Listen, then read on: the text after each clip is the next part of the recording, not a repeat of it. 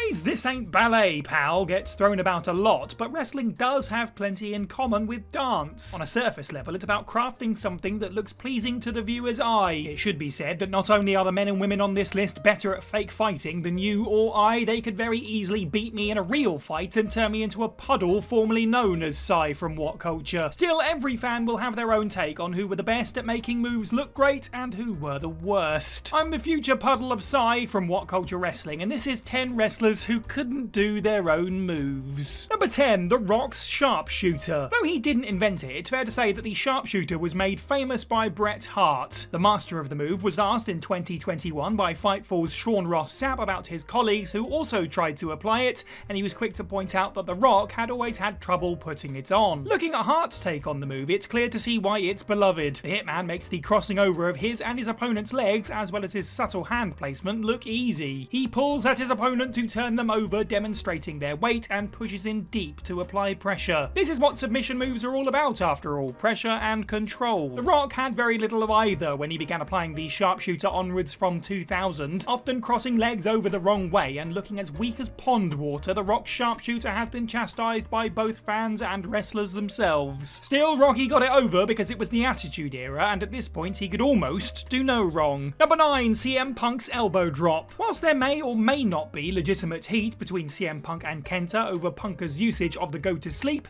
it's hardly the only move in the Second City Saints repertoire that he's adopted from another. Occasionally, Punk will take it to the top rope, point to the sky and drop an elbow like Macho did back in his prime, although perhaps not exactly like Macho did. Not only was Savage capable of getting some impressive air, he was able to lean into the blow mid-flight. Macho was a marksman with the elbow, always leading it to its mark and making it look devastating. With Punk, he often falls in a bit of a heap. Yes, the elbow is extended, but it's not the singular point of impact. CM Punk himself made fun of this in a 2020 tweet when the WWE on Fox Twitter account put him amongst Randy Savage, Shawn Michaels and Kairi Sane as the best elbow drops in the biz, saying, "This isn't a list I should be on." So at least he has good humour about it. Number 8, The Miz's Figure 4 leg lock. There are some stars that are just born to be heels. Not that The Miz isn't funny or charming when he wants to be, but there's just something so delightfully punchable about his on-screen persona. Ergo, he needs all the help he can get during his rare babyface runs. In 2012, WWE paired him with the legendary Ric Flair in a forgettable mentor and student story. In this time, Flair bequeathed his most deadly move to the A-lister. And whilst Miz doesn't lock the Figure 4 leg lock in quite as impressively as Flair did, where it really falls down is an overall performance issue. Miz doesn't use it to tell a story, he skips right to the end. Be it of his own volition or the time he's given, Miz never really bothers to work his opponent's leg during any given match. He never has, and he likely never will. As such, this already vapid hand-me-down of a move is less impactful, as the prior punishment that makes it so effective is missing. More than this, Flair would spend minutes applying the lock, steadily becoming more intense to amp up the atmosphere. It's what made it so memorable. When Miz applies the Figure 4, he's heaving and grimacing that punchable face before he's even hit the mat. Number 7, Charlotte Flair's Moonsault. Being able to flip your entire body over mid-air is insanely impressive. It's a skill that requires a bit of rewiring of your instincts that tell you that your feet should stay on the ground and by no means should your head ever be below them. The Moonsault is perhaps even worse since the move is done backwards, facing away from your landing spot. That being said, just because you're able to flip doesn't mean you've mastered a move. As Charlotte Flair demonstrates on a frequent basis, timing your rotation is imperative, as is making sure you stick the landing. It probably doesn't help either that she's very tall, and even more so that she has a history of cheerleading, so it's in her nature to land on her feet. As it is, most of her moonsault landings are rough at best, as she flips too soon and lands on her ankles rather than pressing her opponent flat. On the other hand, moonsaulting to the outside of the ring means she at least has to land on her feet, which she does almost every time. Shame then that her standing moonsault always misses her opponents by so much that she may as well have jumped off the turnbuckle and landed in a different area code. Number 6, Shane McMahon's punches. Shane McMahon is about the furthest you can get from technical wrestling. Even in his younger years, jumping into his dad's ring to play alongside all those pro athletes, nobody ever pretended that he was more than a glorified stuntman. And he was great at this, so it distracted crowds for some time from his god-awful fundamentals. Since his return in 2016, though, McMahon has been the subject of mockery for what are surely the world's worst worked punches. As a passionate fan of MMA and trained in Muay Thai and Brazilian Jiu-Jitsu, Shane leans too far into wanting to look realistic. His swift and incredibly short movements are all clearly inspired by boxing jabs. However, this is just not how things are done in wrestling. Full arm extension and thrust are the name of the game, and Shane displays neither. It's hard enough to take the the boss's jumpy upstart son seriously as a legitimate fighter in his own right,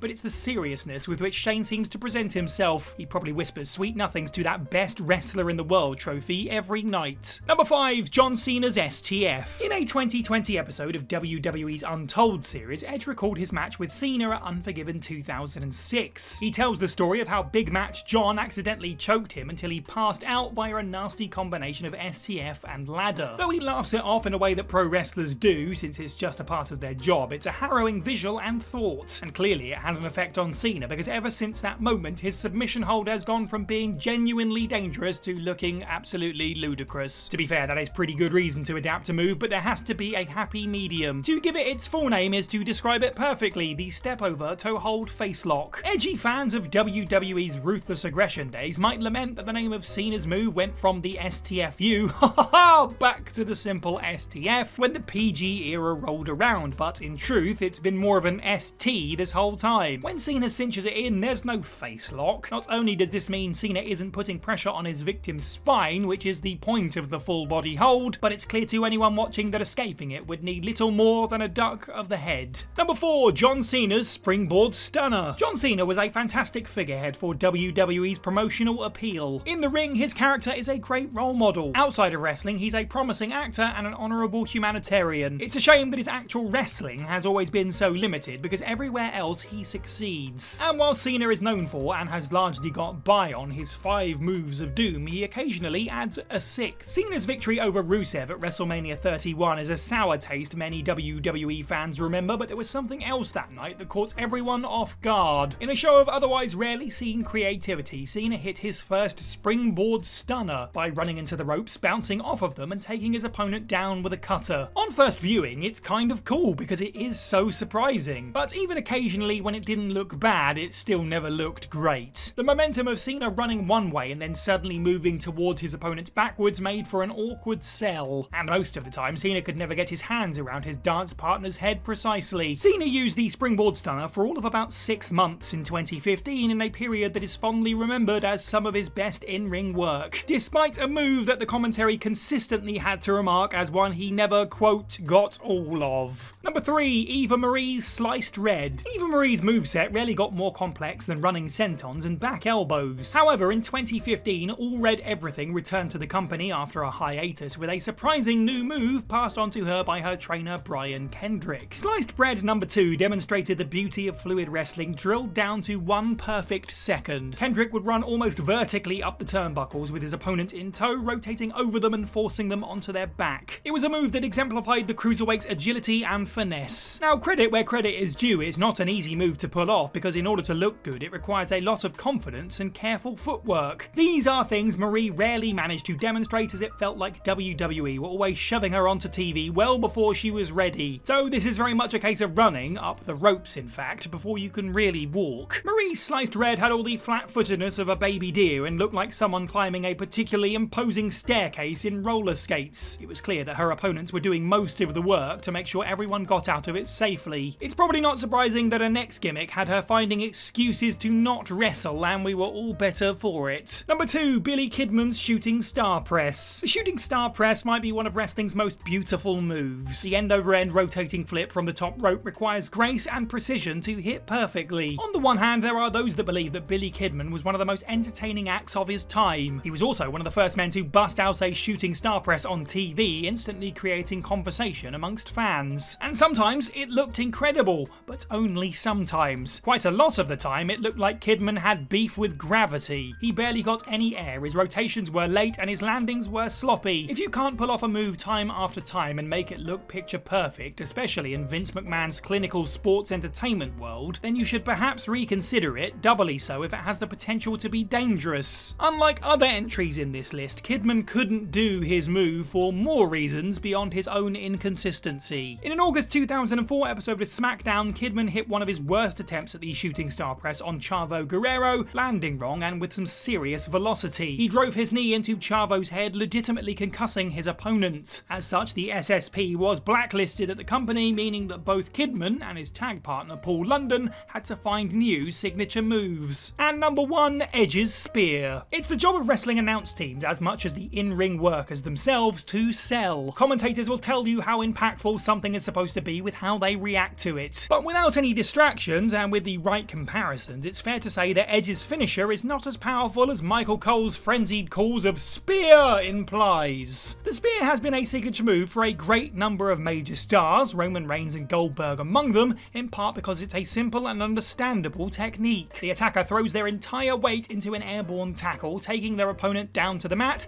and perhaps most importantly, knocking the wind out of them by burying their shoulder into their enemy's gut. Except Edge doesn't do this, and he never really has. He wraps his opponent in an embrace, pushing the flat of his bicep into them. Despite being part of some of the company's most rewatched moments, Edge's spear has always more resembled a running hug when properly scrutinized. This was exemplified the most during his runs where he assembled a three-man team alongside Rhino. Rhino's spear might have gotten a unique title inspired by his namesake, but it deserved its own moniker because of just how deadly it looked. It didn't even need Joey Styles losing his mind chanting gore, gore, gore on commentary, although let's face it, it didn't hurt either. Now I'm sure I've just upset some superfans of these particular wrestlers, but as I say, this is all done in good fun. If you are going to go down into those comments, either to tell me what for or to give me other examples of wrestlers that couldn't do their own moves, make sure to hit like on the way and make sure you're subscribed. Head over to whatculture.com for more content every day. I've been Si for What Culture, and have a good week.